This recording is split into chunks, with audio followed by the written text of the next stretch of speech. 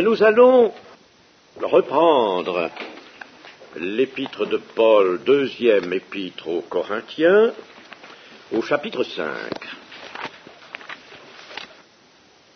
Chapitre 5, nous reprenons notre lecture au verset 11. Nous étions arrêtés au verset 10, le tribunal de Christ, et nous reprenons au verset 11 jusqu'à la fin du chapitre.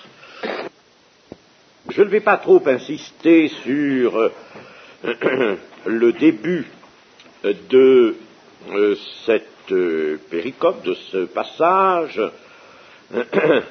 là où, en somme, l'apôtre Paul revient un peu sur son différend avec certains hommes, certains faux docteurs qui avaient pénétré dans l'assemblée de Corinthe et qui portaient sur lui les jugements que nous avons déjà dits. Alors c'est pour cela que dans le verset 11, par exemple, il dit « Nous cherchons à convaincre, à persuader les hommes qu'il faut persuader par des arguments humains. Dieu nous connaît, j'espère que dans vos consciences, vous qui êtes vraiment membres de l'Assemblée, vous nous connaissez aussi. » Je n'insisterai pas, je prendrai seulement ce qui a valeur actuelle pour nous, car dans toute parole, tout épître, tout passage de l'Écriture, même s'il y a une adresse directe à un événement ou à des personnes du moment, dans cette adresse, même dans cette parole, motivée par une circonstance localisée dans le temps, cependant, il y a pour nous enseignement. Voilà l'un des aspects du miracle de la parole de Dieu. Puisqu'il faut comparaître devant le tribunal de Christ, ce que l'apôtre vient de dire et que nous avons étudié hier, il nous est utile de connaître la crainte du Seigneur. Il faut avoir la crainte du Seigneur, non pas une peur, bien qu'il soit parlé, nous l'avons vu hier aussi, de tremblement. Il est utile de connaître la crainte du Seigneur, qui est le juge des plus secrètes actions ou des pensées les plus intimes, et juge aussi de toutes les paroles. Il est juge de tout. Et les éléments de son jugement seront d'une véracité terrible, si je puis dire, n'est-ce pas? Parce que rien ne sera caché. Le Seigneur a dit, par tes paroles tu seras justifié, et par tes paroles tu seras condamné. Ce qui n'est pas incompatible avec cette autre assertion de Jésus, celui qui croit en moi est directement passé de la mort à la vie et ne vient pas en jugement. Mais ici, n'est-ce pas, par tes paroles tu seras justifié, par tes paroles tu seras condamné, ce qui veut dire tes paroles qui auront été entendues, enregistrées, et qui apparaîtront au moment du jugement devant le tribunal de Christ, montreront, manifesteront elles-mêmes suffisamment si la grâce de Dieu a été opérante en toi. Ce n'est pas la peine que tu dis j'ai été chrétien, on verra si la grâce de Dieu a vraiment changé ta vie, changé ton cœur, et si tu as manifesté ce changement. Les paroles sont notamment un test que retiendra le Seigneur. Pensons à cela intelligemment, chers amis. Pensons à cela, nous avons besoin, nous, dans les milieux évangéliques. Nous risquons de nous endormir. Et Paul voit bien dans les Romains, d'ailleurs, qu'il y a certaine somnolence. Pourquoi? Parce que, peut-être nous entendons dire toujours que nous sommes sauvés, que nous serons enlevés quand le Seigneur viendra. Ce serait beau. Mais as-tu pensé au tribunal de Christ? As-tu pensé que l'héritage réservé aux saints est situé dans la lumière, et que c'est dans la lumière qu'il faut que tu ailles le recueillir, cet héritage? Il n'est pas situé dans l'obscurité, dans les ténèbres, dans la lumière. Et il faut que tu ailles, toi, dans la lumière. Et le temps que le Seigneur te donne maintenant, c'est un temps pour te préparer à cet héritage, au royaume de Dieu. Cette crainte est nécessaire et, attention, ce n'est pas l'assurance du salut qui la supprime. J'ai entendu ça encore, que, chers amis, prenons garde aux pensées qui peuvent nous venir. Des pensées qui ne sont pas bonnes, laissons-nous inspirer par le Seigneur. Quand on se sert très maladroitement de cette parole, l'amour bannit la crainte. Alors il n'y a plus de crainte, on ne craint plus rien, puis on fait n'importe quoi. Puis on parle, et puis on est léger, on n'est pas respectueux, on n'est pas sérieux devant le Seigneur, dans les réunions notamment. La crainte de l'Éternel, ce n'est pas l'assurance du salut qui la détruit.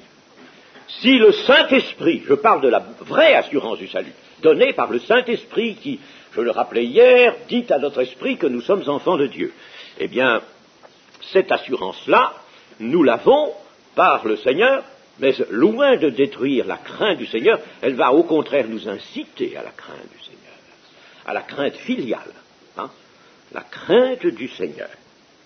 Cette crainte doit d'ailleurs elle-même inspirer tous les sentiments et la conduite des chrétiens sous le regard de Dieu qui sonde les cœurs et les reins. Et j'en viendrai maintenant au verset 13 qui demande une petite explication. L'apôtre ici, toujours un peu face à ses contradicteurs, à ses adversaires. Si je suis hors de sens, c'est pour Dieu. Et si je suis de bon sens, c'est pour vous. Qu'est-ce que cela veut dire? Eh bien, il y avait des hommes qui tiraient gloire, comme dans le verset 12 précédent le rappelle l'apôtre, il tirait gloire de ce qui était dans les apparences et non dans le cœur. Ils jugeaient par l'extérieur, par les apparences, ces gens-là. Ils n'étaient pas vraiment, n'est-ce pas, des chrétiens. Et pour quelques-uns, Paul a pu paraître hors de sens. Par quoi? Par quel côté? Bon, par sa sévérité peut-être, par son zèle, par ses moments d'extase aussi. L'apôtre Paul a certainement eu au milieu de l'Église des moments d'extase, peut-être a-t-il parlé en langue, quoiqu'il disait de ne pas parler en langue s'il n'y a pas d'interprétation, mais enfin, il a pu avoir ces moments d'extase, et tout cela était uniquement pour le service de Dieu. Les adversaires disaient, il est hors de sens, regardez comment il se comporte. Tantôt, il est déchaîné, c'est terrible. Puis il se met à... il est exalté, etc. J'ai pu vous paraître hors de sens. C'était pour Dieu. Si au contraire, Paul a paru calme, doux, modéré, comme un homme de raison saine, c'était pour vous, pour l'Église. C'était pour l'Église. Car tout s'explique, nous dit ici l'apôtre, par l'amour de Christ qui nous presse. C'est l'amour de Christ. L'amour de Christ, il entend ici l'amour venu de Christ, et non pas notre amour pour Christ. La suite du passage le montre. Enfin, l'amour de Christ nous presse parce que nous estimons que si un seul est mort pour nous, tous sont donc morts. En résumé, sommes-nous sévères et tranchants, veut dire l'apôtre? Eh bien, en cela, nous servons Dieu. Sommes-nous doux et modérés? C'est pour vous aider, c'est pour vous rendre service, à vous, membres de l'Église, et vous entraîner à l'amour de Christ. J'accepte donc d'être un insensé pour certains, car si je le suis, c'est pour Dieu, et puis si je parais sensé à d'autres, eh bien sachez que là, alors, je m'efforce de vous être utile. Et nous arrivons aux versets 14 et 15 qui ont une portée alors très étendue et qui nous intéressent beaucoup puisqu'ils touchent au cœur même de la doctrine du salut. car l'amour de Christ nous presse, parce que nous estimons que si un seul est mort pour tous, tous sont donc morts, et qu'il est mort pour tous, afin que ceux qui vivent ne vivent plus pour eux-mêmes, mais pour celui qui est mort et ressuscité pour eux. La mort expiatoire de Christ fait passer l'homme de la foi, l'homme de foi, de la mort à la vie, et lui épargne, s'il persévère, bien sûr, la condamnation éternelle. Mais pour cela, la mort de Christ doit entraîner la mort de l'homme naturel. La mort de Christ est faite pour amener la mort de l'homme naturel, non pas la mort de son corps, la mort de l'homme naturel, du vieil homme, c'est-à-dire de tout ce qui, dans l'homme de foi, faisait précédemment l'erreur et l'aveuglement de son cœur. Mort avec Christ, devenu une même plante par la conformité à sa mort, dira l'apôtre dans Romains 6. Mourir à soi-même, selon l'expression que vous connaissez, ou mourir au péché, Romains 6, c'est quoi?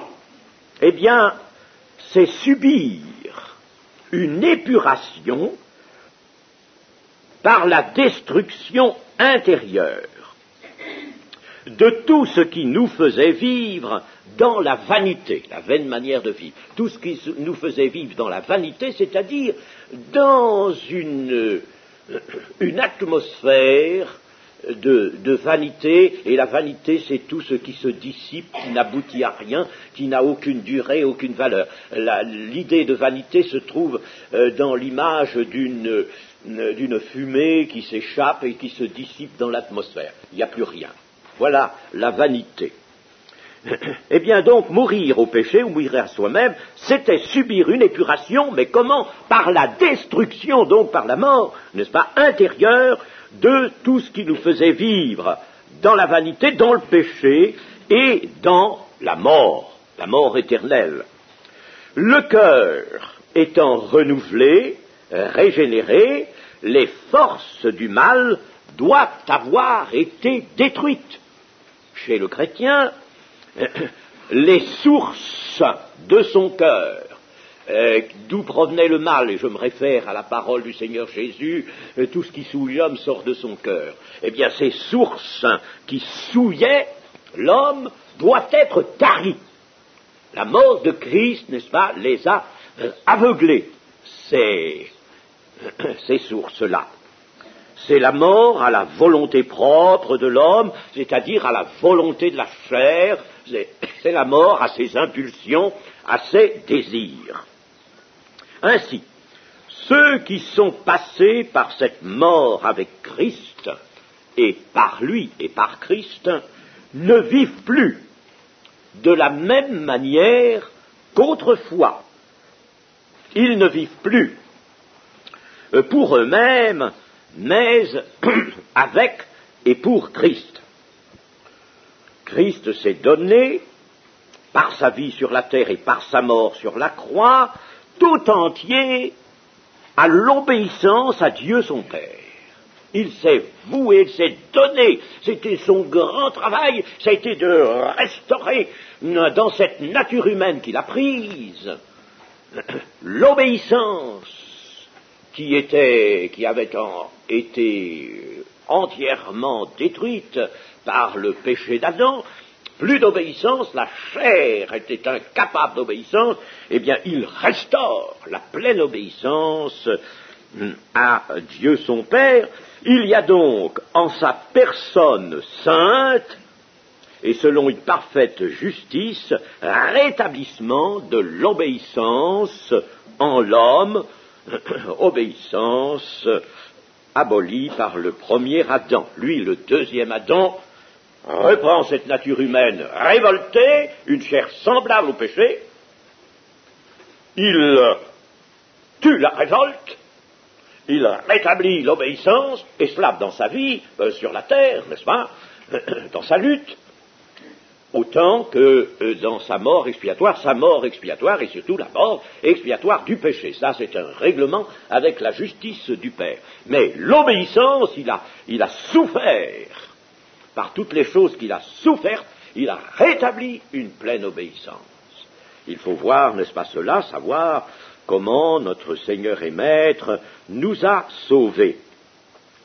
Unis à lui par une foi vivante, les membres de son Église voient s'accomplir en eux le fruit de Christ. Son fruit, c'est-à-dire la reproduction de son obéissance à Dieu, la reproduction de sa victoire, si bien que sa mort devient la mort de tous. Sa vie de résurrection devient la vie de tous. Voilà ce que nous expose l'apôtre ici. Il y a reproduction dans l'homme de foi, l'homme régénéré, de l'obéissance de Christ, reproduction de la victoire de Christ avec la force que cela comporte, et si bien que la mort de Christ, c'est la mort de tous, comme le dit Paul, la vie de Christ, c'est la vie de tous. Ceux qui par l'action conjointe de la foi et de la grâce, la foi allant quérir la grâce de Dieu, comme disait Calvin, la foi va quérir la grâce de Dieu, eh bien, ceux qui par l'action conjointe de la foi et de la grâce sont crucifiés avec Christ, se trouvent affranchis de la tyrannie, de l'égoïsme et du péché, et ils peuvent vivre véritablement. Ils peuvent jouir de la vie véritable, la puissance de la vie impérissable du Christ ressuscité étant pour eux source de leur vie nouvelle. Nous lirons Romains 14, 7, 9. 14, 7. En effet, nul de nous ne vit pour lui-même, et nul ne meurt pour lui-même. L'apôtre veut dire ici, n'est-ce pas, ça ne nous intéresse pas, ça. Quelqu'un qui reste incrédule, incroyant, et qui vit pour lui-même, qui meurt pour lui-même, c'est pas ça que nous disons, c'est pas ça notre propos. C'est pas ça notre étude, veut dire Paul, n'est-ce pas? Nul de nous ne vit pour lui-même, et nul ne meurt pour lui-même. Car si nous vivons pour le Seigneur. Nous vivons pour le Seigneur, et si nous mourrons pour le Seigneur. Soit donc que nous vivions, soit que nous mourions, nous sommes au Seigneur.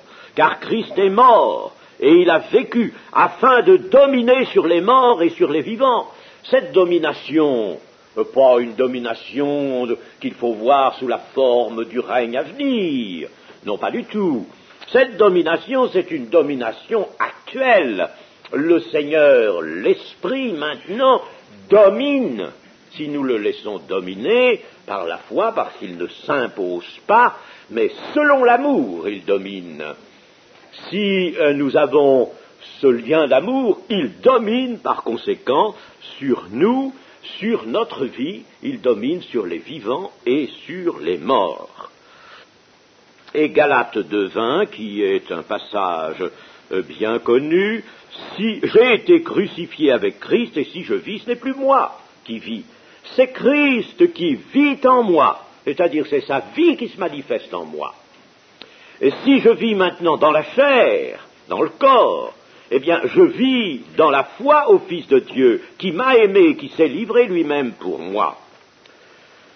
Voilà ce que, en somme, dans deux petits versets brefs, sous des formules, disons, très brèves, nous dit ici l'apôtre.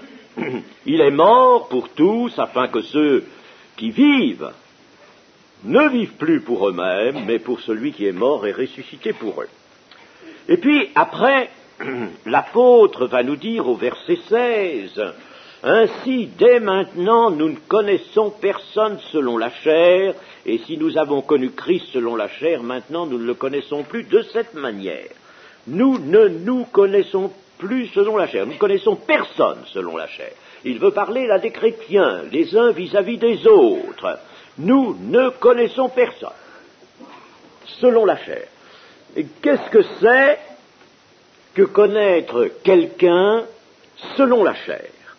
Eh bien, on peut donner trois aspects qui vont montrer ce qu'est cette connaissance selon la chair. Le premier est celui-ci: connaître selon la chair, c'est connaître selon la position extérieure de quelqu'un, selon son extérieur. Par exemple, d'abord sa position sociale, si vous voulez, ce qu'il est dans la société, il est élevé ou il est insignifiant, il est riche ou il est pauvre.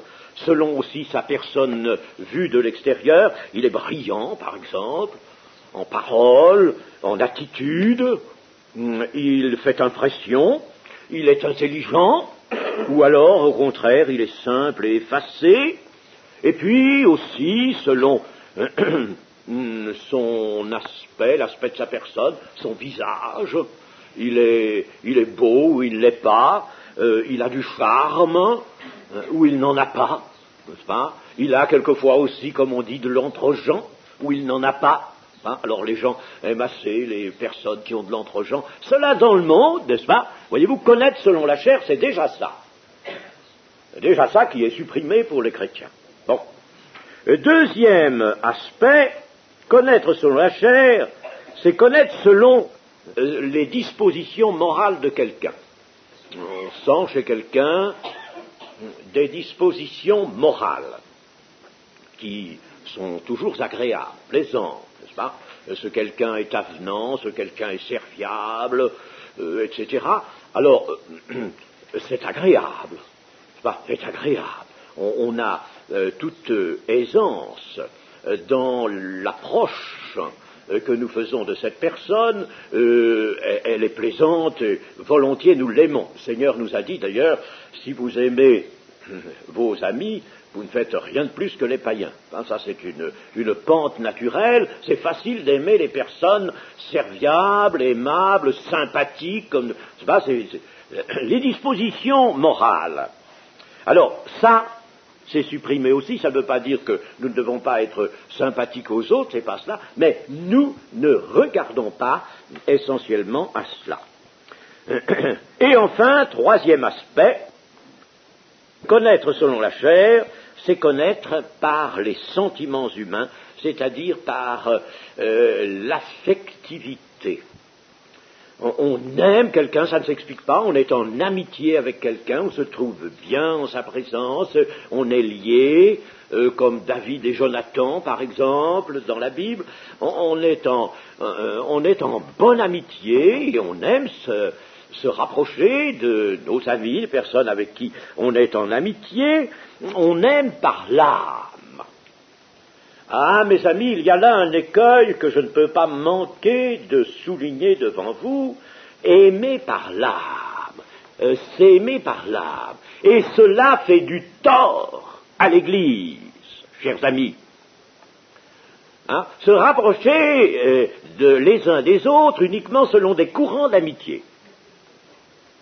On se plaît bien ensemble, on s'en va dans la maison de l'un, dans la maison de l'autre, on fait des repas ensemble, on se plaît bien, on a un peu les mêmes goûts, les mêmes manières de voir, de penser. Alors, on se trouve rapprochés, on s'aime bien, on se plaît, on s'embrasse quelquefois, n'est-ce pas? Tout cela, c'est l'affectivité.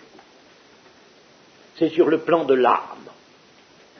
Et puis alors, les personnes vers lesquelles nous ne sommes pas portés par, justement, cette affectivité, au contraire, il y a même le contraire, n'est-ce pas, d'un courant affectif favorable, il y a le courant affectif défavorable, eh bien, lorsque c'est le cas, n'est-ce pas, même s'ils sont membres de l'Église, on ne les connaît pas, on ne les voit pas, on n'a pas de relation avec eux. chers amis, c'est affreux, ça. C'est affreux, et vous le reconnaîtrez. C'est affreux devant le Seigneur. Alors il ne faut absolument pas ça. Et c'est ce que nous dit Paul ici. Nous ne connaissons personne selon la chair. Autrement dit, tout cela disparaît aux yeux du disciple accompli. Il ne voit plus en ses frères et en ses sœurs que la vie nouvelle avec ses fruits. Il voit des enfants de Dieu autour de lui. Il voit leur vie nouvelle, les fruits de leur vie. Et s'il voit, parce qu'on ne peut pas manquer de le voir aussi, s'il voit en eux réapparition du vieil homme ou du péché, eh bien, il les regarde comme d'anciennes puissances vaincues, comme un feu qui va s'éteindre parce qu'il n'a plus d'aliments. Il les regarde, ces choses, comme les dernières ombres avant le plein soleil de la vie de justice. Voyez-vous, la vue, n'est-ce pas, que nous avons à voir. Nous allons voir des aspérités chez les uns et chez les autres. Nous ne pouvons pas manquer de le voir. Hein. Il faut d'abord voir les siennes, bien entendu, n'est-ce pas, la poutre, avant de voir la paille. Bon, mais nous ne pouvons pas manquer de remarquer chez un frère, une sœur, n'est-ce pas, tel manquement, on les remarque même bien mieux que les siens, propres, n'est-ce pas. Alors, nous ne pouvons pas, l'Écriture nous dit elle-même, si tu vois que ton frère a péché, ou a péché contre toi, et tu vois qu'il a péché, il y a quelque chose à faire, bien entendu, mais surtout pas à le juger, à le condamner, mais surtout pas, n'est-ce pas, après à dire, oh, celui-là c'est un inconverti. On ne sait pas s'il est converti, il est peut-être inconverti, n'est-ce pas, il n'est pas converti vraiment, etc. Ça, non. Notez qu'il y a des personnes qui auront fait l'expérience de la conversion et qui, par un retour en arrière, hélas, parce qu'ils n'auront pas lutté, parce qu'ils n'auront pas vaincu, parce qu'ils s'abandonneront, ils seront mous, oisifs, ils ne se préoccuperont pas de leur âme, ils ne garderont pas leur âme, alors ceux-là vont progressivement retourner en arrière, l'ennemi s'y emploiera, et ils présenteront à nouveau les caractères de l'homme naturel. Peut-être même des caractères accusés de l'homme naturel, parce que le diable, lui, mettra une loupe devant. Et non seulement il mettra une loupe devant ses aspérités, mais pour que nous les voyions grossies, mais en outre, il voudra que ces aspérités soient plus prononcées encore qu'autrefois. Parce qu'il est content d'avoir fait tomber un enfant de Dieu, un chrétien. Et alors, nous, attention dans nos appréciations, dans nos jugements. Il est possible que ce frère ou que cette sœur qui présente les caractères de la vie, de la vaine manière de vivre, de la vie d'autrefois, qui est charnel, il a un tempérament toujours très apparent, un caractère avec lequel il est difficile de composer. Alors, évidemment, n'est-ce pas, on se dit, mais c'est pas possible, cette personne-là, elle est inconvertie. C'est peut-être pas vrai. Elle a pu être convertie. Il est possible que, aussi, comme nous le disions, n'est-ce pas, ces jours-ci, ce soit quelqu'un qui se soit tenu dans le mimétisme, dans l'approche du royaume de Dieu sans entrer dedans, n'est-ce pas, dans le mimétisme ou dans le parasitisme chrétien, se trouvant bien dans le milieu, vivant en somme des autres, se laissant un peu porter par les autres. C'est possible aussi, toutes ces situations-là. Mais ça peut être quelqu'un qui ait vraiment fait une expérience, mais une expérience qui l'ait laissé dans l'enfance et qui ait fait de lui précisément ce que Paul appelle dans 1 Corinthiens 3 un chrétien charnel. Enfin, il est charnel. Alors nous voyons, n'est-ce pas, l'exposition de cette vie, n'est-ce pas, avec ses caractères charnels. Alors nous disons, il est inconverti. Méfiez-vous! Vous n'avez pas le droit de dire cela. Vous n'avez pas le droit, c'est un jugement, ça. Un jugement contre lequel Dieu peut employer sa sévérité. Nous n'avons pas le droit de dire cela. Méfions-nous, soyons sur nos gardes. Bien sûr, je vous l'accorde, c'est une chose regrettable, infiniment regrettable. Il faut alors, nous dit l'Écriture, prier pour celui-là ou celle-là. Il faut prier pour le ramener de la mauvaise voie dans laquelle il est engagé, ou de sa faiblesse. Mais vous ne savez pas si Christ n'est pas réellement mort pour lui ou pour elle. Vous ne le savez pas, n'est-ce pas? Vous ne le savez pas, vous ne pouvez pas toujours le savoir. Il y a des situations sur lesquelles nous ne pouvons pas nous prononcer. Évidemment, quelqu'un qui est vraiment inconverti du monde, qui n'a jamais fait d'expérience, c'est assez net. Mais je vous dis, dans l'Église, ça n'est pas toujours bien net. Alors méfions-nous de cela. Nous ne connaissons personne selon la chair. Nous voyons autour de nous des enfants de Dieu en cours d'expérience, comme nous le sommes nous-mêmes, et ils peuvent être en retard, ou ils peuvent avoir reculé, mais, n'est-ce pas, nous regardons en eux ces manifestations regrettables encore d'un état charnel ou du péché comme les dernières puissances du mal qui sont vaincues. Et nous devons aider à la manifestation définitive de cette victoire. Voilà notre attitude vis-à-vis des chrétiens. Nous ne connaissons personne selon la chair, mais selon l'esprit. Et l'apôtre de nous dire nous ne connaissons plus Christ selon la chair. Il fait une application de ce principe à Christ. Christ, bien entendu, lui, n'a pas laissé d'ombre, mais sa vie a été enveloppée dans une pleine lumière. Mais il y a des hommes, voilà ce que veut dire l'apôtre, qui l'ont vu, qui ont vu son visage, et qui ont contemplé sa personne, et qui ont même été réjouis de l'entendre et de voir à l'œuvre sa puissance. Et ce n'est pas cela qui a fait de ces hommes, de ces témoins oculaires, si vous voulez, ce n'est pas cela qui a fait d'eux des témoins du Seigneur. En tout cas, ce n'est pas cela qui leur a procuré avantage et bénédiction. Non. Les amis, il y a quantité d'hommes qui ont vu le Christ. Il y en a beaucoup. Il y a même quantité de disciples qui l'ont suivi. Il y en avait 120 à la Pentecôte, n'est-ce pas? Mais il y en avait bien plus que ça, qui l'ont vu, qui l'ont suivi, qui ont même admiré ce qu'il était, et qui n'ont jamais trouvé la vie. Vous ne voulez pas venir à moi pour avoir la vie. Eh bien, vous mourrez dans vos péchés. Et malheureusement, cette parole a été fatale à bien des contemporains du Seigneur Jésus qui l'ont vu.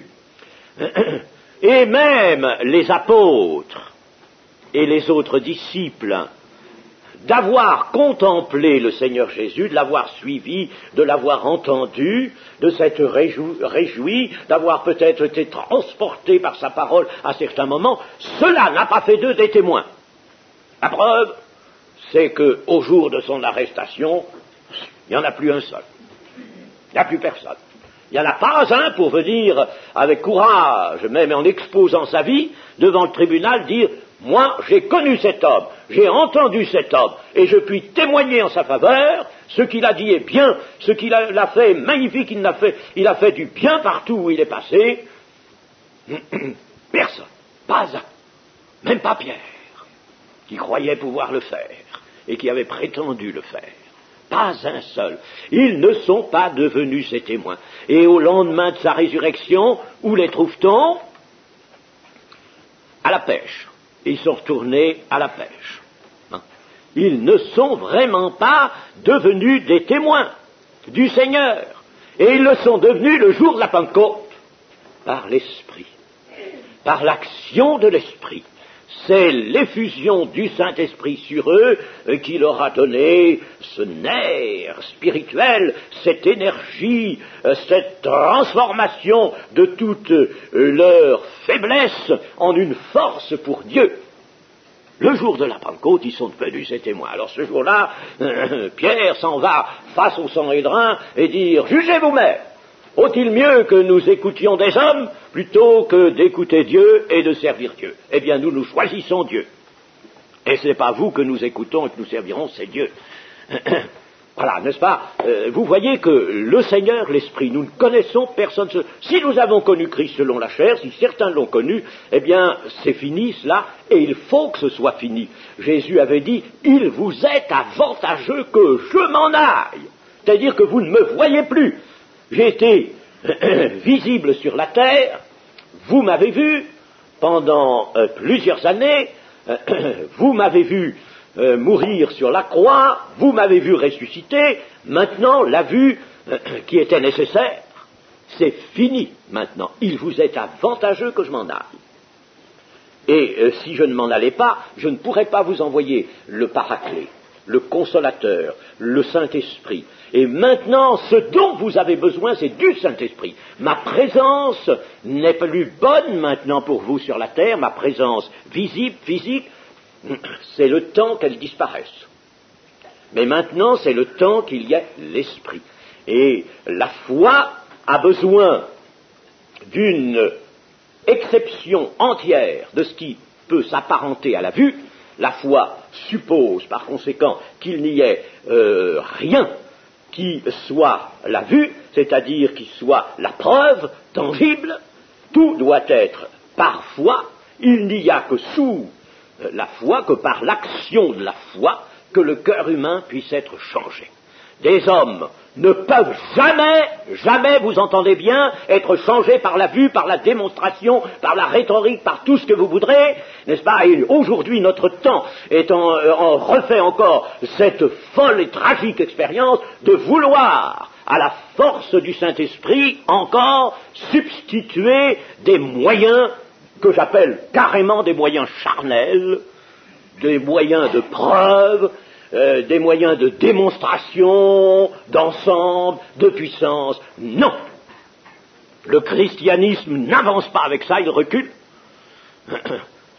Seul le Seigneur l'Esprit, comme dans cette même épître l'appelle l'apôtre Paul, le Seigneur, c'est l'Esprit, le Seigneur l'Esprit, seul. Et la force du Saint-Esprit, où se trouve la pleine volonté de Dieu, alors là, cette force du Saint-Esprit qui remue les cœurs, qui suscite la foi des cœurs, amène les transformations qui sont à la base des changements, de la vie nouvelle, de la transformation des hommes en hommes nouveaux. Voilà, chers amis, ce qu'il faut bien que nous sachions. Mais les deux phases de la vie de Christ, je parle de sa vie terrestre et visible, et cette phase actuelle du Christ qui est l'Esprit et le chef de l'Église, les deux phases sont inséparables. Dans une étude sur le corps de Christ, je crois l'avoir montré, n'est-ce pas, sont inséparables. Le Christ que l'on a vu en chair, le Christ qui a parlé, qui a marché, qui a montré son regard, son visage, qui a lutté, souffert à Gethsémanée, qui a été crucifié sur la croix, eh bien, ce Christ-là, il est maintenant toujours là, mais il est le Seigneur, l'Esprit, et le Christ que l'on a vu sur la terre, le Christ crucifié, c'est lui qui a engendré le corps de Christ, qu'on appelle quelquefois mystique, mais qui n'est visible maintenant que par vous, que par une multitude d'hommes. Nous qui sommes beaucoup, nous qui sommes une foule, nous formons un seul. Et ce seul s'appelle Christ. Oui, c'est merveilleux, il faut, n'est-ce pas, connaître toutes ces choses et les méditer profondément. Ensuite, l'apôtre nous dira au verset 17, « Si quelqu'un est en Christ, il est une nouvelle créature, les choses anciennes sont passées, toutes choses sont devenues nouvelles. » Il est une nouvelle créature. Le grec a deux sens. Le mot grec qui est là, traduit par créature, il peut se traduire tout aussi bien par création. Ils sont une nouvelle création. Et sans doute le mot s'apparente mieux, tant avec la prophétie de l'Ancien Testament qu'avec celle du Nouveau Testament. Nouveau Testament, je fais allusion surtout à Apocalypse 21:5, où nous lisons « Et celui qui était assis sur le trône dit « Voici, je fais toutes choses nouvelles ». Et il dit « Écris, car ces paroles sont certaines et véritables ». Et il me dit « C'est fait, je suis l'alpha et l'oméga, le commencement et la fin. À celui qui a soif, je donnerai la source de l'eau de la vie gratuitement. Celui qui vaincra héritera ces choses. Je serai son Dieu, il sera mon fils. » La nouvelle création.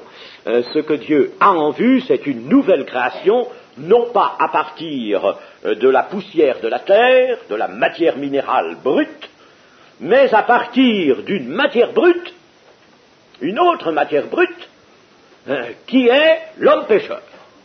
L'homme pécheur, c'est la matière brute dont Dieu se sert pour faire une nouvelle création.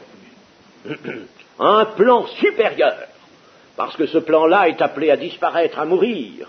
Alors il prend ce déchet. L'homme brut, l'homme pécheur, c'est un déchet qui était bon pour la mort. Alors il prend ça comme une matière première, et par une création, par un pouvoir créateur, vous avez été créés en Jésus-Christ pour de bonnes œuvres. Alors, il reprend cette matière brute, les hommes pécheurs, et il en fait une nouvelle humanité, un seul homme nouveau, et dans l'homme nouveau il y a une multitude, un seul homme nouveau, créé en Dieu, n'est-ce pas, par Dieu, selon la justice et la vérité. La nouvelle création est déjà maintenant intérieurement formée dans le chrétien. Il y a en lui, en somme, la seconde création. Voilà le sens du passage que nous avons ici. La vie naturelle, qui est la proie privilégiée du péché, c'est le milieu du péché, la vie naturelle de l'homme. Le péché est tout à l'aise là-dedans. La puissance du péché fait ce qu'elle veut, n'est-ce pas? Elle est sur son terrain. L'homme naturel, c'est le terrain du péché. Alors, cette vie naturelle a été détruite dans la mort avec Christ, nous a dit l'apôtre précédemment, et Dieu a créé par son esprit, en Christ, une vie nouvelle aux manifestations, dont les manifestations sont opposées à celles de l'homme naturel, du vieil homme. Ce terrain brut, ce terrain qui était tellement offert au péché qui s'y trouve si bien à l'aise et qui prolifère tant et tant, n'est-ce pas, sur ce terreau-là, l'homme naturel, eh bien, alors là, Dieu est venu et par son Fils, il a donc fait naître une vie nouvelle dont les manifestations sont tout à fait à l'opposé de ce qu'elles étaient précédemment, et manifestations, j'entends pensées, les affections, les désirs, les besoins, les attachements, qui sont maintenant tournés vers ce qui est en haut et non plus vers ce qui est en bas, les attachements, les joies, les peines, les craintes, les espérances, l'amour, etc., tout cela est changé, est une nouvelle création, appartient à une nouvelle création, c'est apparu sur le terreau, ce vil terreau qu'est l'ensemble de l'humanité pécheresse, n'est-ce pas? Et puis, voilà, une humanité nouvelle qui apparaît avec ça, n'est-ce pas? Et c'est ça que Dieu a fait, c'est cela que Dieu veut, et ceux qui ne manifestent pas ou qui ne prennent pas soin de veiller à leur voix pour que précisément ces manifestations de la vie nouvelle apparaissent, ceux-là se livrent à une dégradation, à un grand risque, mes amis, et ils font grand mal à l'Église. Il faut que nous sachions. Nous avons une responsabilité. Mais, disons ceci, c'est que l'œuvre de Dieu, lorsqu'elle est commencée, lorsqu'elle est commencée, elle dispose d'une force qui va lui permettre d'aller jusqu'à la perfection. Il y a en vous qui avez connu le Seigneur, qui le connaissez, qui avez été régénéré, même si depuis cette régénération vous avez à déplorer pas mal d'erreurs et d'occasions de péché, même si vous sentez que vous ne manifestez pas pleinement, et vous êtes encore loin peut-être de le faire, manifestez pas la vie nouvelle, ne vous découragez pas, mais reprenez marche, car sachez une chose, c'est que ce que Dieu a commencé, il l'achèvera, il a la force de l'achever, n'est-ce pas? N'allez pas regarder votre faiblesse d'homme naturel, c'est pas de là que la force va sortir, c'est la force viendra d'en haut par Dieu, ce que Dieu a commencé, il a la force de l'achever. Donc, pas de désespoir, mais une claire vue sur la situation, sans faiblesse. Il faut se voir tel qu'on est, avec ses insuffisances, ses manquements, sa faiblesse, n'est-ce pas? Et puis, s'en remettre à Dieu, et se remettre soi-même en marche par la foi pour que Dieu puisse rapidement achever ce qu'il a commencé. Et alors l'apôtre de nous dire enfin, et tout cela vient de Dieu qui nous a réconciliés avec lui par le Christ et qui nous a donné le ministère de la réconciliation. Tout vient de Dieu qui est à l'origine de la vie nouvelle, et il a tout d'abord placé la réconciliation du croyant avec lui par le Christ. Il a d'abord mis cela. Une réconciliation, c'était à la base, ça. Et ici, l'apôtre Paul rappelle, parce que la réconciliation, c'était la fin de la séparation avec Dieu. Le pécheur, Adam, s'est coupé d'avec Dieu, et cette coupure, cette séparation a sévi sur toute l'histoire de l'humanité. Nous naissons ici séparés avec Dieu. Alors cette séparation, il faut la révoquer, il faut au contraire, une réconciliation, il faut renouer le lien avec Dieu par Jésus-Christ, n'est-ce pas? Et c'est à la base cela, il faut être réconcilié. Et c'est cette réconciliation que le ministère de Paul, notamment, des autres, et le ministère qui s'exerce aujourd'hui dans les églises, que le ministère a pour objet de répandre parmi les hommes en les appelant à la foi, et cela se fait comment? Par une parole de la réconciliation. Il a mis en nous la parole de la réconciliation. Il ne nous a pas donné une besace pour la remplir de toutes sortes de littérature et d'objets de piété. Il ne nous a pas donné 4 roues pour que nous allions vite jusqu'aux extrémités de la terre. Il nous a donné une chose, la parole de la réconciliation, qui est une parole de Dieu avec une puissance dirigée vers cela, vers la réconciliation, et c'est cette parole qu'il faut faire retentir à partir de cœurs qui sont vraiment tout au Seigneur, et cela par les hommes qui ont été choisis et envoyés par Dieu. Enfin, le verset 21, je dois dire qu'au verset 20, il y a aussi une fin qu'il faut mentionner. Nous vous en supplions au nom de Christ, soyez réconciliés avec Dieu. On pourrait penser que cela s'adresse à des gens qui sont encore inconvertis, ils ne sont pas réconciliés, non pas du tout. Quand l'apôtre Paul nous dit de la part de Dieu aussi, soyez transformés, ça ne veut pas dire qu'on ne l'est pas, mais ça veut dire qu'il faut manifester cette transformation. Ici, il faut manifester la réconciliation. Ne faites plus rien qui soit hors de la réconciliation, qui appartienne au temps où vous étiez séparés. Et puis alors, le verset 21, ici, l'apôtre rappelle comment Dieu a opéré une substitution par son Fils. Dieu a puni, en effet, le péché des hommes, non pas sur eux, car alors il les aurait abandonnés, perdus, et parce que la seule issue du péché, c'est la mort éternelle, et par conséquent, s'il avait puni les hommes, il ne pouvait les punir que comme cela, et il ne sauvait personne. Donc, il n'a pas puni le pécheur, il lui a demandé de se repentir, il lui a demandé de porter son regard sur celui qui sauve, comme sur le serpent qui était au bout de la perche dans le désert. Il a donc donné son Fils pour que celui-ci devienne péché pour nous, afin que nous devenions en lui justice de Dieu. Autrement dit, le Christ prend notre péché, la responsabilité du péché, il prend la condamnation qui assortit le péché, et puis, à la place, il nous donne une justice obtenue de la justice de Dieu. Une justice, c'est ce qu'on appelle une justification, bien sûr, action de justifier, mais c'est mieux encore de parler d'une justice.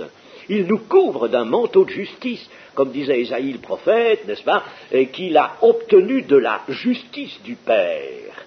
Et cela, n'est-ce pas, par sa mort. La mort de Jésus est donc expiatoire, c'est lui qui se trouve couvert du péché, sans en être personnellement souillé, mais il est couvert du péché, il le porte, il en a la responsabilité, la condamnation éternelle est sur lui.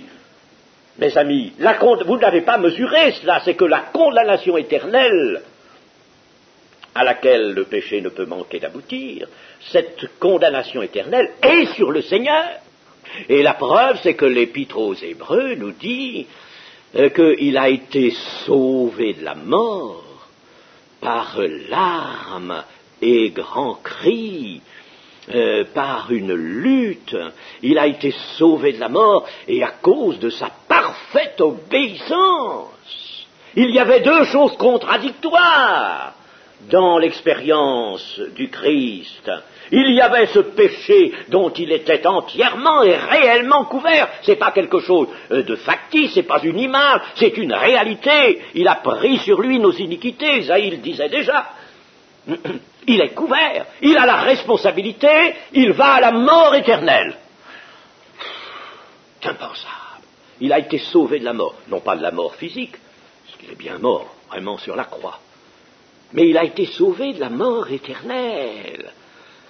Et Dieu a pu faire cela, n'est-ce pas? Il est venu avec tout le péché qui devait l'entraîner pour toujours jusque dans les enfers, mais il a été sauvé de cette mort par sa parfaite obéissance. Et il a lutté avec larmes, avec grands cris, nous dit l'Épître aux Hébreux, il a lutté pour cela, et Dieu l'a exaucé et l'a sauvé de la mort éternelle, mais le péché n'en a pas été au moins englouti dans la mort, notre péché englouti dans la mort, et notre condamnation, elle est restée affichée à la croix. Elle est restée clouée là, à la croix, n'est-ce pas? Voyez-vous, elle est restée là. Voilà ce qu'a fait le Seigneur. Et alors, nous nous retrouvons unis à lui, recevant le fruit de ce travail, nous nous retrouvons comment?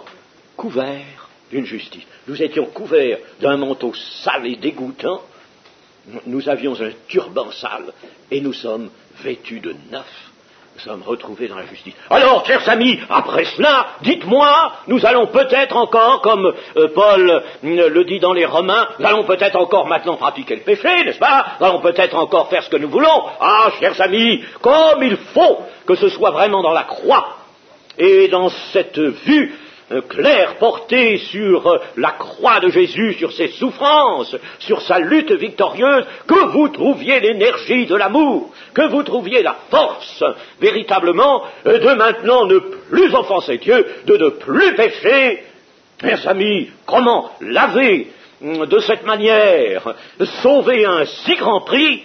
Maintenant, nous irions nous vautrer encore dans le péché, dans cette désobéissance, nous laisserions s'amorcer entre nous des animosités, des mauvais mots, Nous n'aurions pas la plus petite manifestation de charité, d'amour à l'égard de notre frère, de notre sœur, mais ce serait une honte, chers amis. Je le dis, ce serait une honte. Attention, il faut que, voyant vraiment ce grand prix auquel Dieu nous a sauvés, cette substitution qu'il a faite, nous puissions, nous, par la force de Christ, dominer ces choses, et ne plus regarder comme un sujet de discorde, d'animosité, la plus petite bêtise, la plus petite fétille, une position prise par l'un ou par l'autre, un mot dit par lui ou par l'autre. Oh, chers amis, nous ne pouvons pas donc être véritablement ces saints, ces consacrés que Dieu veut trouver dans l'Église de son Fils. Pensons à ces choses. Amen.